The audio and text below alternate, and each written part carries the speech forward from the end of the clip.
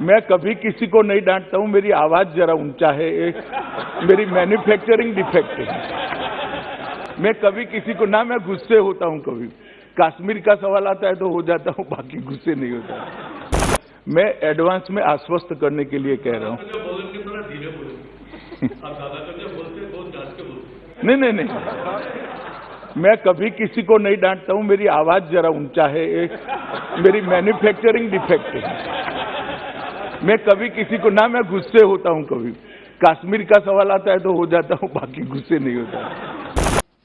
मैं प्रस्ताव करता हूं कि दांडिक मामलों में शिनाख्त और अन्वेषण के प्रयोजनों के लिए सिद्ध दोष और अन्य व्यक्तियों का माप लेने के प्राधिकृत करने का अभिलेखों का परीक्षण करने के और उसके संबंध और आनुषिक विषयों का उपबंध करने वाले विधेयक पर विचार किया जाए।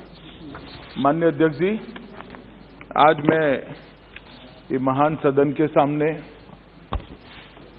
एक बिल लेकर आया हूं, जो बिल 1920 के बंदी शिनाख्त कानून को रिप्लेस करेगा और 1920 से जो स्थापित है वो बंदी शिनाख्त कानून आज कई दृष्टि से अपने आप में समय की दृष्टि से, विज्ञान की दृष्टि से दोष सिद्ध करने के लिए अदालतों को जिस प्रकार के प्रमाण चाहिए वो प्रमाण उपलब्ध कराने में और लॉ इन्फोर्समेंट एजेंसियों की ताकत बढ़ाने में आज एक समय से कालबाह्य हो गया है।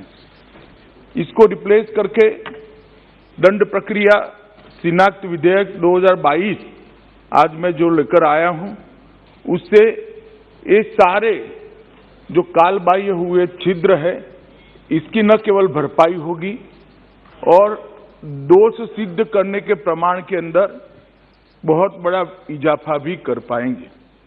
माननीय अध्यक्ष जी, दोष सिद्धि का प्रमाण जब तक नहीं बढ़ता है तब तक देश में कानून और व्यवस्था की परिस्थिति और देश की आंतरिक सुरक्षा दोनों को प्रस्थापित करना, बहाल करना और मजबूत करना एक दृष्टि से संभव ही नहीं है। इसलिए ये विधेयक उचित समय पर लाया गया है। वैसे तो बहुत लेट हो गया है। 1980 में विधि आयोग ने अपनी 87वीं रिपोर्ट के अंदर एक बंदी शिनाख्त अधिनियम 1920 पर पुनः विचार करने का प्रस्ताव भारत सरकार को भेजा था।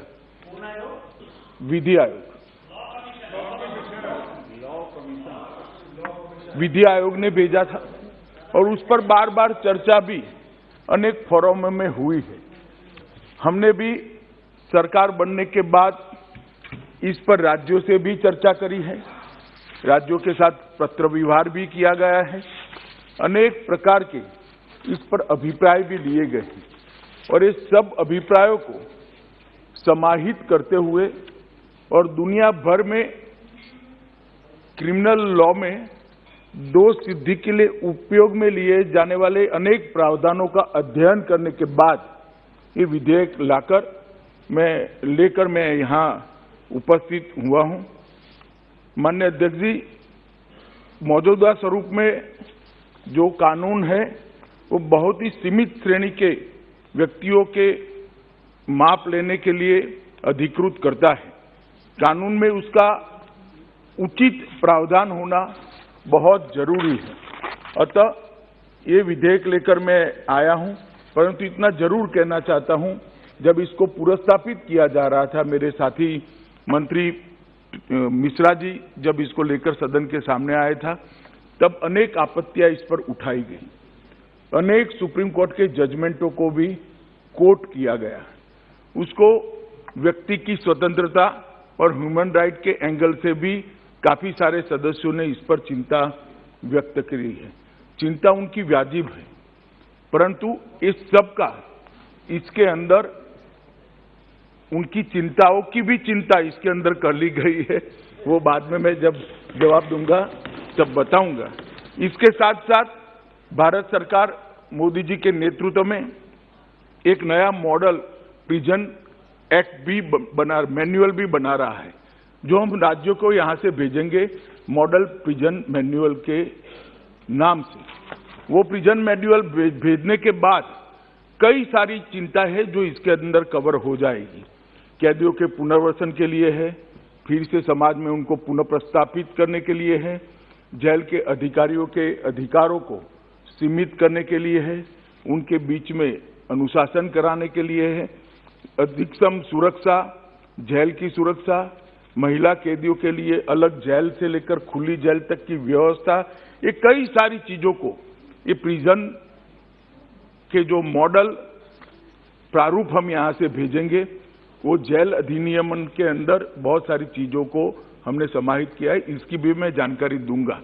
तो कृपया इस बिल को अकेले में आइसोलेशन में देखने की बजाय आने वाले मॉडल प्रिजन जेल मैन्युअल के साथ मिलाकर देखना होगा, और ढेर सारी चीजों को हमने स्वीकारना भी होगा कि समय पर अगर हम इसके अंदर बदलाव नहीं करते हैं तो हमारी अदालतों को जो साक्ष्य हमने दोष सिद्धि के लिए अदालतों की मदद के लिए जो उपलब्ध कराने हैं, इसमें हम पीछे रहते हैं, दोष सिद्धि का दर भी नहीं बढ़ता है, और एक प्रकार से इन्वेस्टिगेशन के अंदर भी मदद नहीं मिलती है। अतः मेरा सबसे अनुरोध है कि इस पर सब अपने अपने विचार रखें। मैं भी बाद में डिटेल जवाब सदन के सामने रखूंगा, और नहीं देखेंगे क्योंकि आप सरकार में नहीं हैं। अभी सरकार बना रही है, मैं बताऊंगा इसके बारे में। सरकार में आप होते तो जरूर देखते दादा। तो इसका भी मैं, दादा ने जो कहा इसको मैं बताऊंगा, इसके कुछ डायमेंशन भी सदन के सामने रखूंगा। मैं एडवांस में आश्वस्त करने के लिए कह रहा हूं। नहीं, मैं कभी किसी को नहीं डांटता हूं, मेरी आवाज जरा ऊंचा है, एक मेरी मैन्युफैक्चरिंग डिफेक्ट है। मैं कभी किसी को ना, मैं गुस्से होता हूं, कभी कश्मीर का सवाल आता है तो हो जाता हूं, बाकी गुस्से नहीं होता।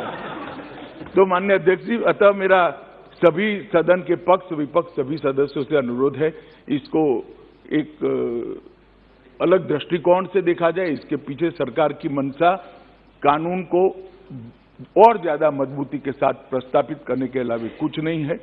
जो दोषी है इनकी दोष सिद्धि कर उनको समाज के अंदर से अलग कर उनको भी सुधरने की एक मौका देने के अलावा कुछ नहीं है।